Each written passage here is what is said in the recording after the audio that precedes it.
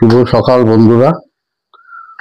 আজ আমি গোয়ার সি বিচ সম্পর্কে কিছু আমার অভিজ্ঞতা আপনাদের শেয়ার করতে চাই। তো প্রথমেই বলতে চাই, যারা গোয়া যেতে চান, গোয়া অতি মনোরম জায়গা, সুন্দর পর্যটক প্রিয় জায়গা। তো ওখানে যেতে গেলে যারা কলকাতার এখানকার অধিবাসী হবেন তাদের অমরাবতী এক্সপ্রেস অর্থাৎ 18047 অমরাবতী এক্সপ্রেস শনিবার, সোমবার এবং মঙ্গলবার রাত 11:10 শালিমার স্টেশন থেকে ছাড়ে এবং তৃতীয় দিন ম্যাডগাঁও জংশনে পৌঁছায় আপনার দুপুর 2:20। তো ওখানে গেলে পরে আপনার ম্যাডগাঁও জংশন সংলগ্ন এলাকায় আপনি ক্যাব পাবেন পাঞ্জিম যাওয়ার জন্য। আর যদি আপনি ওখান থেকে বাসে যেতে চান তো ওখান থেকে 2 কিলোমিটার দূরে আপনাকে যেতে হবে। ওখান থেকে বাস আছে, বাসে করে অথবা অটো করে গিয়ে আপনাকে ওখানে বাস স্ট্যান্ডে গিয়ে বাসের টিকিট কেটে বাসে যেতে হবে। তো মোটামুটি 37 কিলোমিটার দূর হবে আপনার ম্যাডগাঁও থেকে পাঞ্জিম অর্থাৎ গোয়ার রাজধানী জং। এবার কেন পাঞ্জিম বললাম? পাঞ্জিমটা হচ্ছে ওখানে এমন একটা জায়গা যেটা সমস্ত রকমের পাঞ্জিম বাস স্ট্যান্ড লাগোয়া। আপনার সব সুবিধা মতো হোটেল পাবেন, থাকার খাওয়ার সবকিছু ওখানে ব্যবস্থা আছে। হ্যাঁ, বিভিন্ন রকম হোটেল আছে, খাওয়ার বিভিন্ন রকম দোকানপাট আছে এবং পাশে আছে আপনার মান্ডবী নদী, একটা সুন্দর ব্রিজ আছে ওখানে, যে ব্রিজ দিয়ে যেতে হবে ওখান থেকে আপনার উত্তর গোয়া বেড়াতে।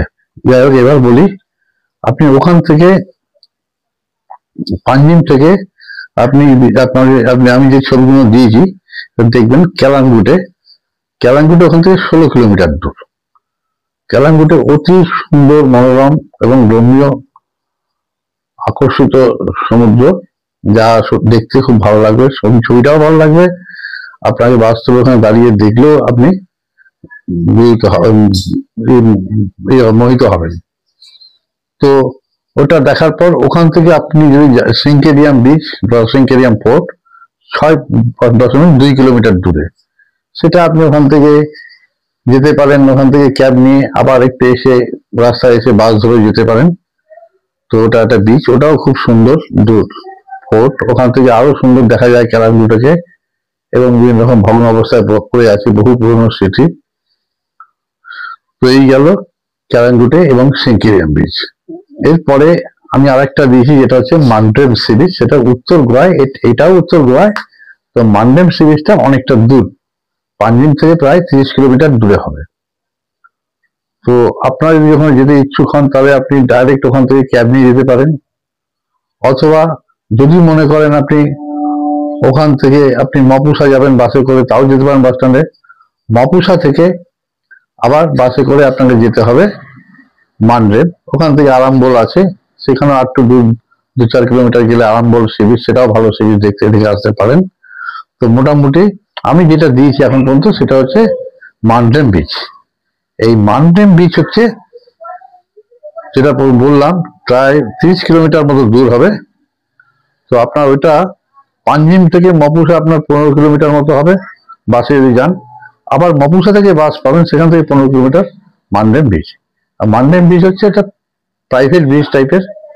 ওখানে বিশেষত ফরেনার্সরাই বেশিরভাগ থাকে। ওখানে রেস্ট হাউস আছে, প্রচুর কস্টলি এলাকা এবং দেখেও আপনার খুব সুন্দর লাগবে, মনোরম লাগবে, আপনি ছবি দেখলে বুঝবেন। তো আশা করি কিছুটা আপনাদের বলতে পেরেছি। যদি আপনাদের ভালো লাগে তো আপনারা লাইক করবেন, শেয়ার করবেন, সাবস্ক্রাইব করবেন এবং যদি কিছু আর জানার থাকে তাহলে আমাকে কমেন্ট বক্সে লিখে জানাবেন, আমি অবশ্যই উত্তর দেবো। ভালো থাকবেন।